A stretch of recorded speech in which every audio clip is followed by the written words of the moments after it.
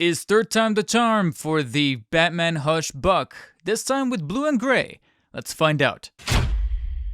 So as mentioned in the Gold Label Batman variant review, there was going to be a blue and gray variant, part of this brand new wave of early 2023 figures coming over from McFarlane, and it's finally time to get it reviewed here in the 7-inch scale model. And being that I technically have covered that mold of that figure before with Vampire Batman, and to some extent have already dabbled with the model just on a personal level, part of that Hush 2-pack, I've sensed that this is going to be more so leaning towards being a comparison video as opposed to being a review single-handedly on the specific Hush Batman mold. Only this time, like I mentioned before, it's going to be coming in this blue and gray variant design that is a bit more faithful to the comic arc of Batman Hush, where he sported the exact same style of palette, and you can see right here that they modeled it pretty nicely. Of course, it's still going to have the same model design, so you're going to have things that I like about it and things that I don't. Starting off with the things that I do love, I do appreciate the sculpt and of course the little bit of details with the creases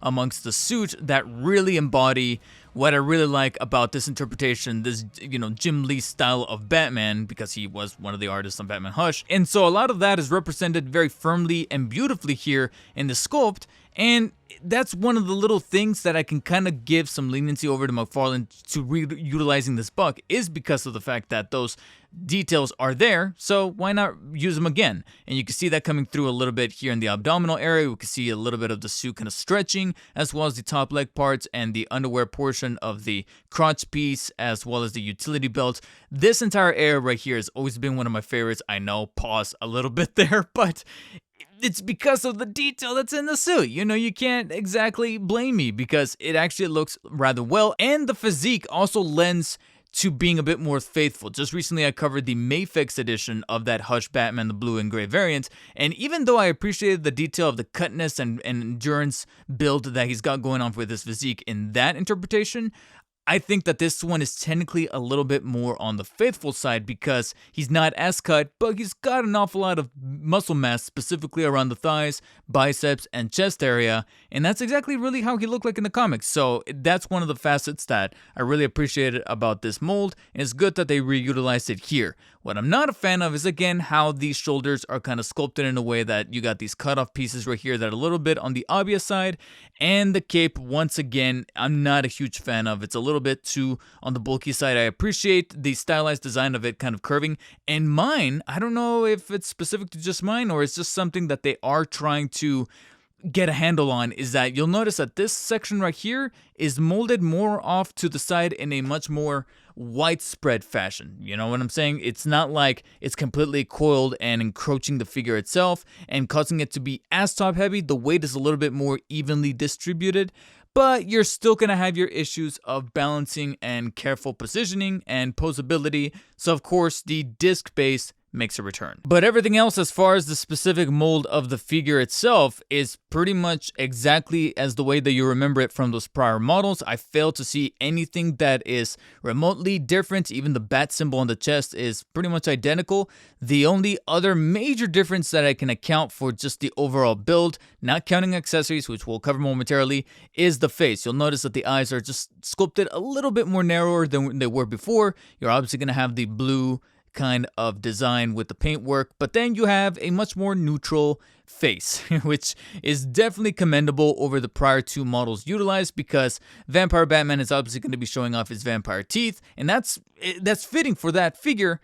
But the screaming model that we had going on with that Hush 2-pack was really lambasted by several collectors, myself included, although I kind of ironically like it because of how ridiculous it looks. Here, we went with a much more stoic, neutral pose on the face, or expression on the face, and therefore it works in the favor of this Hush model, specifically when recreating some of those panels from the comic. And since he will be that exact same figure, posability is going to be about the same, so we're going to go ahead and just breeze through it rather quickly. The head is sculpted the exact same way, so you're only going to have one joint of articulation here at the base of the neck, not so much at the base of the head or at the top of the neck. So you're going to have that same exact piece that is able to rotate 360 degrees and slightly tilt towards the top. Not a whole lot of movement there, similarly to the Vampire Batman, but you are able to incline and kind of shrug the head downwards like so, very generously. Because of the way that the shoulders are cut, it does allow for an awful lot of mobility, 360 degrees vertically, and quite an awful lot of extension. I would even say that this one extends a little further than that of Vampire Batman via the hinge inside of that ball joint. Not so much in the way of shrugging, personally. I just don't see it, even though the piece right there is there to be able to mask not only the joint itself, but allow it for some more free mobility should there have been a decent shrugging motion. That's probably the only other thing, is that if we ever do utilize this model again, please include some kind of, I don't want to say mechanism, but just, flesh out the joints a little bit better inside of the shoulder so that maybe we can get some decent shrugging, because the ability is there. You don't have like a shoulder piece or some kind of plating of armor here. He could easily shrug if he wanted to, but there's just no mobility there. So I would say that moving forward, we don't really have that much of an excuse to not have that here. Everything else follows suit via a bicep swivel that allows it to rotate 360 degrees, as you see before you there. 2 joints at the elbow that are fully able to bend, and then of course the usual ball joint at the wrist that allows the hand to rotate 360 degrees as well as move up and down. Although do be careful with some of your wrists, because mine came modeled a little weirdly, where one feels like it's bigger than the other and more rigid than the other, and bending it a couple of times, I've already seen the plastic kind of start to wear and become, kind of like that whitish color where you can tell that the piece might break. So do be careful. At least that's happening on my, I want to say my left one. The left one as opposed to the right one. So that might require a little bit of extra inspection. I'm hoping that it's not a widespread issue. Torso works about the exact same way, where it's able to rotate 360 degrees via the mid-torso cut. Not so much in the way of crunching inwards. It just kind of stops right there in the middle part, but it does extend very generously. Well, not as much as I could have hoped. But then the waist is able to extend a little bit better, so you do allow 2 points of articulation there in the middle part of the body that allows him to extend all the way back like so, and then slight crunching towards the sides. And it does look like the waist can nudge from left to right, but not a full 360 rotation, as I'm greeted with some resistance on the crotch and utility belt. And similarly, the legs are able to move upwards at about that far. In fact, I feel like this one is actually held back a little bit more than even the Vampire Batman was, so that's a little bit of a bummer, but you are able to extend towards the back like so. And then of course the hinge joint allows a ratcheted amount of movement towards the sides via the extension, almost at the full 180 like so. 2 joints at the knee that are fully able to bend at about right there and almost all the way towards the top. And then we get down to the ankles, where similarly to the wrist, we get those ball joints that are able to rotate the foot 360 degrees as well as pivot upwards and downwards.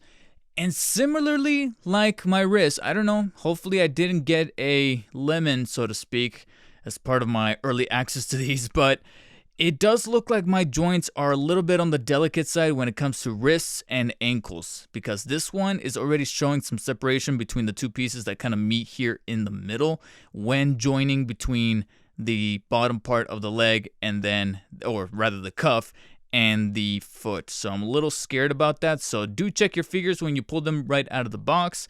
Thankfully, no issues found as far as actual breakage of the hinge via moving it upwards and downwards on both feet. But again, this one, you can see a little bit of separation already kind of happening there, and that gives me a little bit pause of concern. So do check your figures when they do start to come in. Hopefully we don't have a rush production slate with this new wave, but we'll just have to wait and see what other people have to say. In the meantime though, we do have the toesies that are fully able to bend all the way up like so. In fact, I would argue that the toesies are able to bend all the way upwards even more so than even some other recent McFarlanes I've covered. So that's actually pretty outstanding.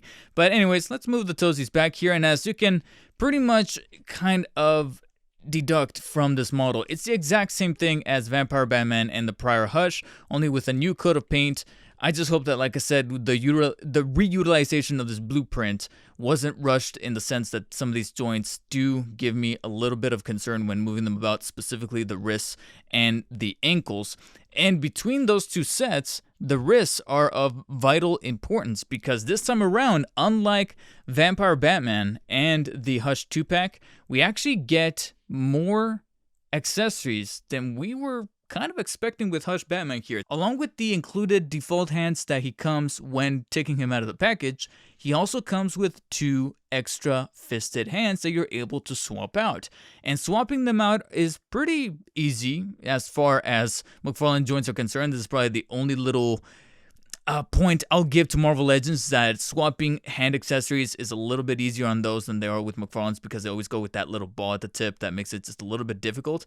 But at least here, the inclusion of fisted hands is something that I just personally have not seen on Batman figures in quite a while. So to see it kind of make a little bit of a resurgence here with Hush Batman, arguably one of the more desired color palettes for this sculpt in particular, is actually pretty delightful to see. It's also pretty interesting to see that he's got a kryptonite ring embedded on one of the fists, specifically the right one.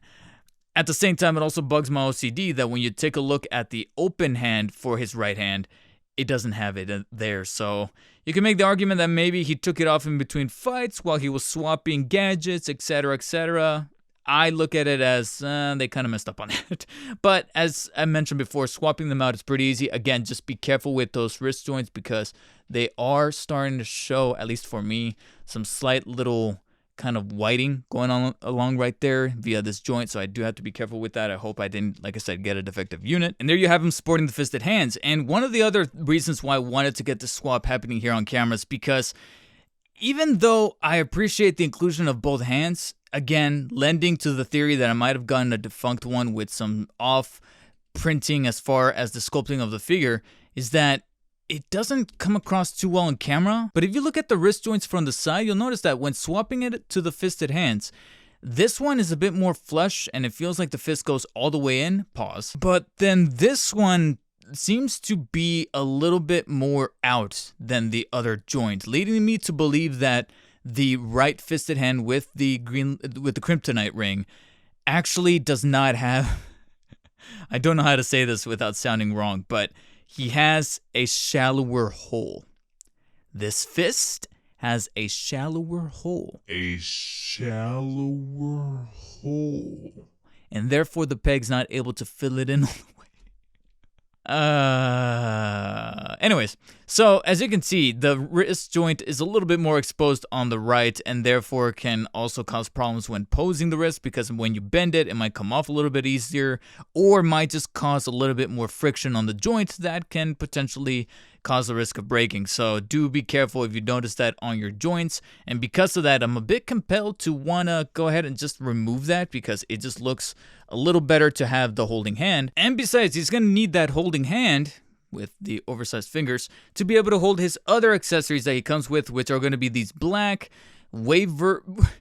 you can tell I'm a GameCube kid, but Wavebird designed kind of batarangs. So they don't have that traditional pointy-eared batarangs that look a little bit similar to his bat symbol. They have that curvature at the front with the wings spiked out here towards the back. But both can easily fit on his right holding hand, not so much on the left one, because even though the left one is open, it's meant to be more like a pointing kind of style look to that hand, so that one's going to be left off to the side, and we'll go ahead and leave that fist one for posterity. But you can see right there that he is sporting the batarang on his right, and this is pretty much everything that's included, along with, of course, the traditional base and card with this new iteration of Hush Batman. However, he was not the only one to come with these style of batarangs, and this is pretty much the perfect segue to get into our ultimate comparison between the 3 Hush molds that have been released thus far. And here they come, as best as I can. We're going to have Vampire Batman to his right, and the derpy gray and black variant that came in that 2-pack from a while ago and is probably clearance by now on his left. And you can see right here, again, the exact same molds. Of course, I would argue that the blue and the gray complements him a little bit better than the much more brighter gray and black and very bright yellow on his left, because it does look like he was a bit too toyish in that 2-pack. So to kind of give him a little bit of a second chance via the blue and gray variants, it definitely feels like a whole much more completed package, not only with the additional hand accessories, but also the batarangs with the standard and much more goes with everything style of black as opposed to the silver and much wider batarangs that came with that initial 2-pack variant. So obviously it kind of speaks for himself that this is ultimately the better figure. But where things are going to vary from a subjective point of view is going to be the Vampire Batman Gold Label, because that's where we dip into the territory of horror, the territory of a one-off comic arc, and one of the more obscure ones, because I feel like a lot of comic book readers are going to know about that DC versus Vampires. Batman Hush is slowly starting to kind of etch into people's minds that are, for lack of a better term, I hate to use the term, but it's the only thing that I can really come up with right now in 2023, normies. Since Vampire Batman is not necessarily from the Hush comic, he also noticeably has straighter, much more direct ears towards the top. They kind of stretch out towards the sky, a little bit more on a kind of straightforward path. And even with the blue and gray version, there's a little bit of splotchiness found here, just nowhere near as bad as what I ended up getting with my unit of the Vampire Batman, but your mileage may vary, so do be careful with that. And as you pull them out of the box, the cape, I don't know what it is, but there's a style of it that's molded very unfavorably when it comes to the plastic that holds these figures together. So that's another word of caution. Pull them out very carefully, because my blue and gray has already got a couple of scuffs on the cape due to the way that they're packaged in there. So please be careful. I would say from a stylistic point of view, from a detail point of view, I personally prefer the DC versus Vampires Gold Label Vampire Batman variant, but that's because I love the inclusion of the blood, the inclusion of the gore, the red eyes, the muted color palette. It just kind of speaks to me on a different level, whereas the blue and gray variant just looks like a standard Batman that we've seen in the comics before, but they did an adequate job of being able to rectify the things that were plenty of wrong with that initial black and gray variant that came in that 2-pack. Specifically, the controversial paint apps on the elbows, where they kind of brought up the black even into that joint, that just bugged the living shit out of everybody. And it's good to see that they didn't repeat that mistake, not only with the vampire version, but also with the blue and gray. You'll notice that the blue stops right where the gauntlets end and don't bleed on over to the elbow joints.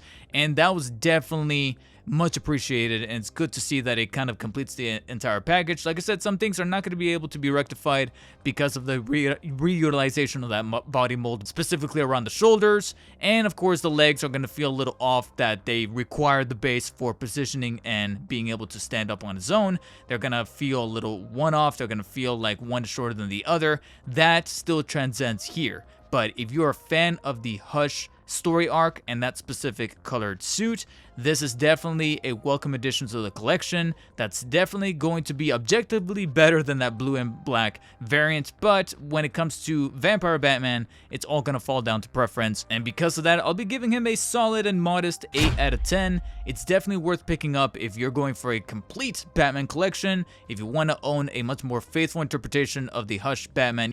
I mean, come on, it kind of just speaks for itself. You got one that's doing the face versus one that just looks clean and straightforward with almost every other companion piece that you could have up on your shelf. So as we slowly but steadily reach the release window of this figure hitting store shelves as well as being sent out via online retailers, let me know in the comment section, are you guys excited for a brand new version of this specific buck that's more faithful to the Hush Batman from the comics, or are you guys gonna wait off because you're tired of this body mold getting reutilized already 3 times, as you can kind of see before you're here? Let me know your guys' insights down below in the comments, and while you're down there, if you guys want to pick up your own or pre-order your own, there's going to be affiliate links in the description as well. In the meantime, check out another McFarlane toy review showing up on screen right now for your pleasure, and as always, stay humble, and I'll see you on the next one.